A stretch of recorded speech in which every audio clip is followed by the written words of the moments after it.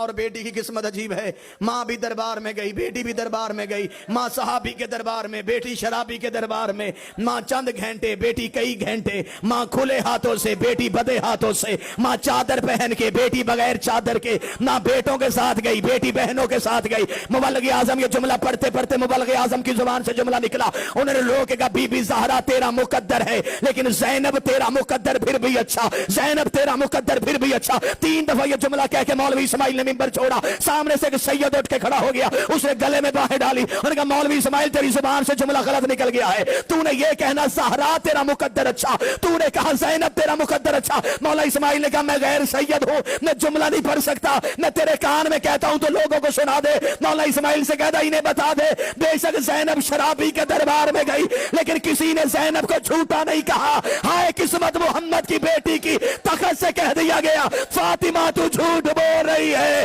رو کے کہتی رہی بابا تیرے دربار میں تیری زہرا پہ مصیبت کی گھڑی ہے۔ ایک بندے نے کوفے میں آ کے کہا تھا، اس نے کہا یا علی میں غریب ہو گیا ہوں، تیری محبت کا فائدہ کیا ہے؟ علی نے چہرہ پھیر لیا، اس نے کہا میں مانگنے کے لیے آیا تھا، آپ نے رخ کیوں بدلا؟ امام نے فرمایا حق کے امام کے سامنے جھوٹ بولتا تجھے شرم نہیں آتی؟ اس نے کہا مولا میں نے کیا جھوٹ بولا؟ فرمایا قیمتی چیز اپنے پاس رکھ کے خود کو غریب نہیں کہتے۔ اس نے کہا مولا میرے گھر میں کوئی قیمتی چیز نہیں۔ مولا فرمایا اس وقت بھی تیرے پاس وہ چیز ہے۔ مولا کوئی چیز بھی نہیں ہے۔ امام نے فرمایا ابھی سودا کر لیتے ہیں، میری محبت مجھے واپس کر، کائنات کے خزانے تجھے دیتا ہوں۔ قدموں میں گر کہتا 2 جہاں بھی تول کے دے، میں تیری محبت پھر بھی واپس نہیں کروں گا۔ علی مسکرا کے فرماتے اتنی قیمتی چیز اپنے پاس رکھ کے خود کو غریب کیسے کہلوا رہا تھا؟ زین العابدین کا فرمان ہے، میرا چوتھا امام فرماتا ہے، مفضل نامی بندے سے گفتگو کرتے ہوئے امام نے فرمایا کہ اللہ نے ہر بندے کے ساتھ 2 فرشتوں کو رکھا، ایک ادھر بیٹھا ہوا ایک ادھر، ان کو کہتے ہیں کرامن کاتبین، یہ نیکیاں لکھتا ہے یہ گناہ لکھتا ہے۔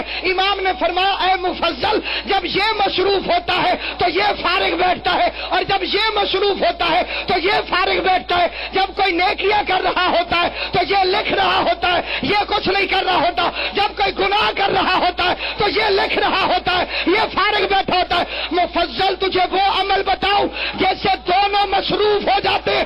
کہ مولا کون سا؟ کہ فاطمہ کے دشمنوں پر لعنت کیا کر، یہ نیکیاں لکھنے لگ جائے گا، یہ گناہ مٹانے لگ جائے گا۔ چاہو گے میں دائیں طرف شیعہ کتابوں کے ڈھیر لگاؤں، بائیں طرف سنی کتابوں کے ڈھیر لگاؤں۔ مولا علی متقی نے کنز الایمان کے صفحہ نمبر 258 پہ لکھا مدینے کی مسجد ہی کائنات کا نبی خطبہ دے رہا تھا، ایک صحابی نے اٹھ کے سوال کیا یا رسول اللہ ما ھذا صراط مستقیم، یہ صراط مستقیم کیا ہے؟ نبی نے اپنا چہرہ پھیرا، صحابی ادھر سے آیا، نبی نے پھر چہرہ پھیرا، صحابی ادھر سے آیا، اس نے یا رسول اللہ صراط مستقیم کیا ہے؟ مولا علی متقی نے بھی تیسری دفعہ اٹھا نہیں تھا، یا مسجد کے دروازے پہ ابو طالب کا بیٹا علی آ گیا، رسول نے کہا آپ سوال کر، اس نے کہا میں نے پوچھا یہ صراط مستقیم کیا ہے؟ مولا علی متقی قاری اہل سنت لکھتا ہے نبی نے اپنے دائیں ہاتھ کی انگلی کو علی کی جانب بڑھایا اور 3 دفعہ کہا ھذا علی صراط مستقیم، ھذا علی صراط مستقیم، ھذا علی صراط مستقیم۔ ابلیس نے کہا تھا میں بندوں کو صراط مستقیم سے روکوں گا، ہمیں پتہ چل گیا ابلیس لا الہ سے نہیں روکتا، علی ولی اللہ سے۔ کچھ تو ہم بھی پوچھ سکتے ہیں، ہمیں بتایا جائے بی بی حلیمہ کا مذہب کیا تھا، کس کی بیٹی تھی، کس کا کلمہ پڑھتی تھی، دودھ پلانے کے بعد کہاں گئی، قبر کہاں ہے؟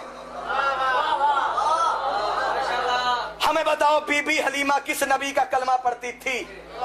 اگر تو کہے گا اس نبی کا تو تیرے عقیدے کے مطابق تو یہ نبی خود نبی نہیں تھا۔